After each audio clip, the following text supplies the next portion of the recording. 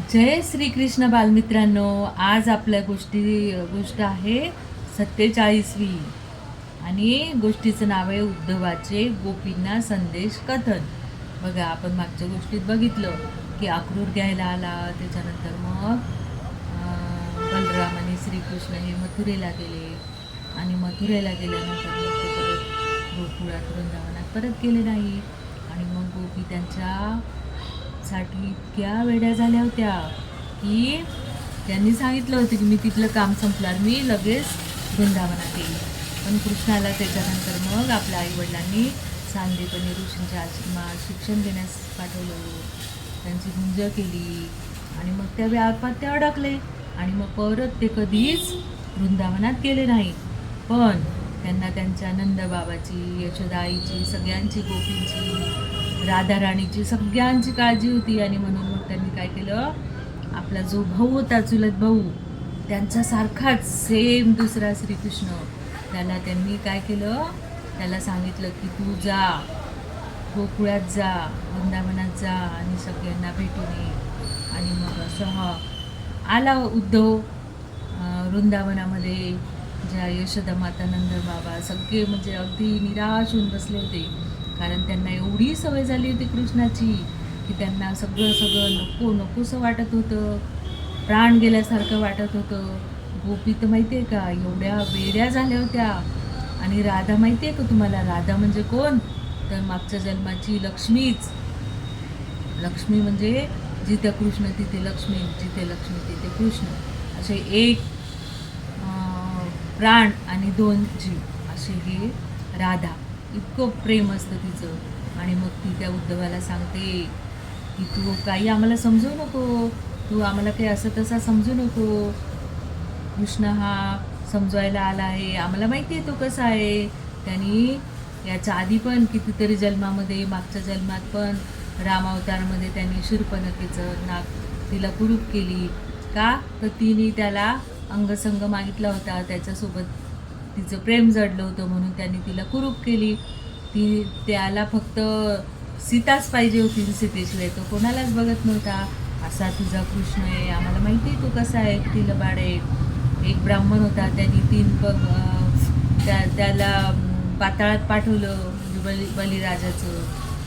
आणि आम्हाला माहिती आहे तुझा कृष्ण कसा आहे. म्हणजे अशा या सख्या इतक्या वेड्या झाल्या होत्या कृष्णासाठी की एक जीव एक प्राण झाल्या होत्या.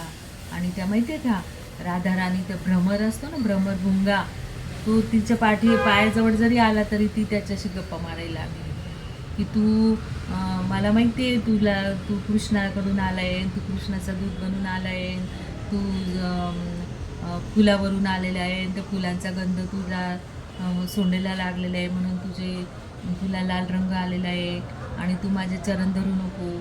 जे इतक्या गोपी वेड्या झाल्या होत्या कृष्णासाठी की त्या लता, वेली, वृक्ष सगळ्यांना विचारत सुटत होत्या की तुम्ही कृष्णाला पाहिलं का, तो तुम्हाला दिसला का, तो कसा आहे, तो किती लबाड आहे आणि त्याने आम्हाला कसं सोडून गेला आणि आमचं किती हे आहे बा, असं तो ह्या अगदी म्हणजे वेड्या पिशा झाल्या होत्या त्याच्यासाठी, की प्राण निघून गेल्यासारखं त्या वागत होत्या.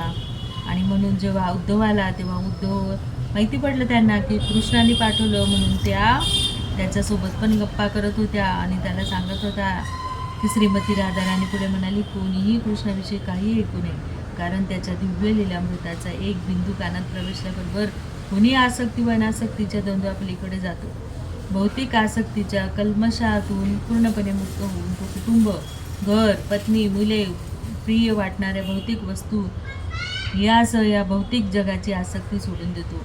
संपूर्ण भौतिक संपदेपासून वंचित झालेला तो आपल्या नातेवाईकांना आणि स्वतःला दुःखी करून घेतो. तदनंतर त्याची श्रीकृष्णाच्या शोधात भटकंती सुरू होते. अगदी मानव योनीतून किंवा इतर पशुपक्ष्यांच्या योनीतून देखील त्याचे असे भटकणे चालूच राहते. म्हणजे अशा ह्या गोपी झाल्या होत्या, इतक्या प्रेम करणाऱ्या, म्हणजे कृष्णमय होऊन गेल्या होत्या त्या. हे सख्या, तुझे स्वागत आहे, ती म्हणाली.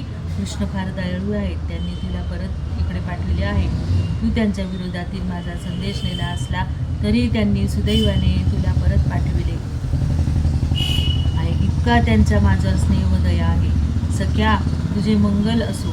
आता हवे असेल ते तू माझ्याकडून मागून घे. तू माझ्यावर खूप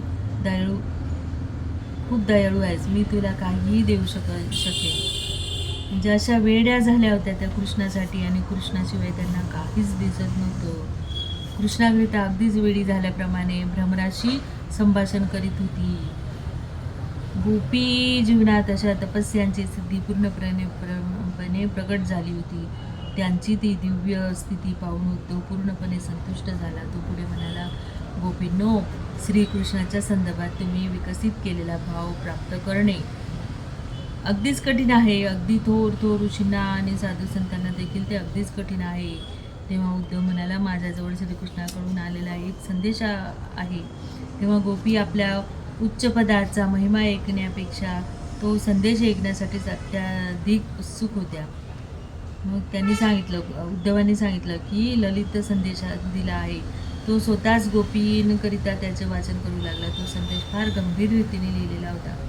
भगवंताचे शुद्ध प्रेम त्याच्या विविध शक्तीशी स्वभावताच कसे ऐक्य पावलेले आहे याची केवळ गोपींनाच जाणीव व्हावी असेच नव्हे, तर जगातील प्रायोगिक ज्ञानावर विश्वास ठेवणाऱ्या तत्त्वज्ञाना देखील त्याची जाणीव व्हावी, हा त्या संदेशाचा हेतू होता. वेदातील माहितीप्रमाणे असे समजते की भगवंताच्या अनेक विविध शक्ती आहेत. तर अशा संदेश तो घेऊन आलेला होता आणि त्या गोपींना ते ऐकत होता. आणि गोपी पण इतक्या हुशार होत्या की माझ्यापासून काही निराळे नाही. अखिल सृजन माझ्यावर आश्रित आहे, माझ्यापासून वेगळे नाही. सृजनापूर्वी मी अस्तित्वात होतो आणि नंतरही होतो. ब्रह्मान ईशानः, सृजनापूर्वी केवळ नारायण होतो, ब्रह्मदेवाने हे नव्हते, असं त्यांनी त्याचं सांगितलं. म्हणून कर्मयोग, ज्ञानयोग, भक्तियोग कर्माहून भिन्न आहे आणि ज्ञानयोग साधारण ज्ञानाहून भिन्न आहे. अंततः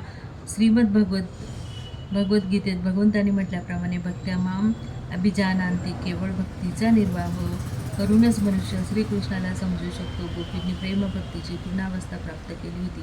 त्यांनी श्रीकृष्णाशिवाय काहीही जाणण्याची चिंता केली नाही.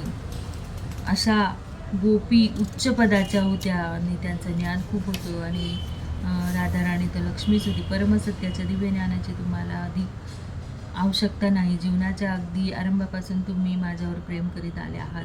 परमसत्याचे ज्ञान विशेषतः भौतिक अस्तित्वातून मुक्ती इच्छिणाऱ्यांसाठी आवश्यक असते. असा तुमचे माझ्यावरील सर्वोत्कृष्ट प्रेम वृद्धिगत करण्याकरिताच मी हेतुपूर्वक तुमच्यापासून दूर आलो आहे.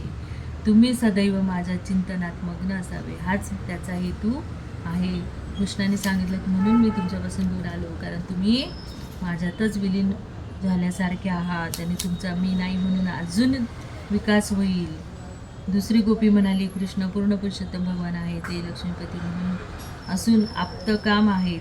त्यांना वृंदावनवासी मुलींशी किंवा मथुरावासी शहरी मुलींशी काही कर्तव्य नाही. ते थोर परमात्मा आहेत. त्यांना वृंदावनात किंवा मथुरेत आपणा कुणाशी काही कर्तव्य नाही. दुसरी सखी गोपी बोलली की अतिशय आकर्षित झाला आहे.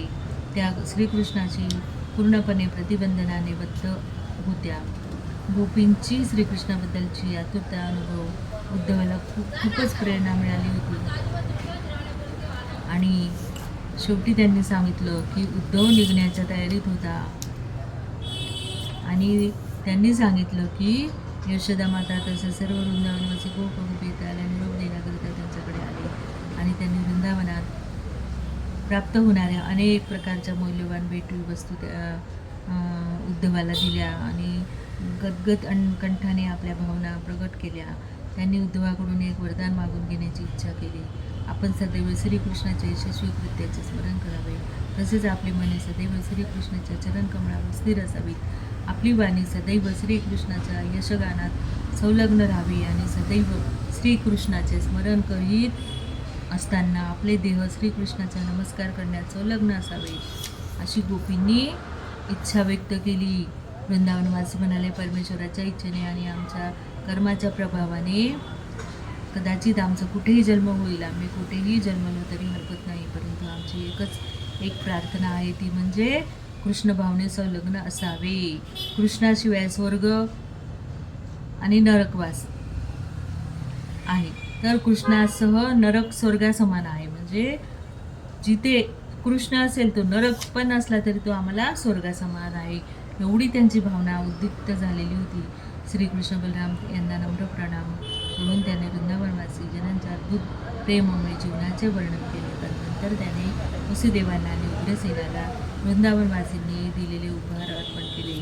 अशा ह्या गोपींना आपण नमस्कार करू, कृष्णाला नमस्कार करू आणि आपण पण गोष्टी ऐकत ऐकत ऐकत कृष्णमय होऊ आणि अशा कृष्णाला कोटी कोटी वंदन करू. जय श्री कृष्ण.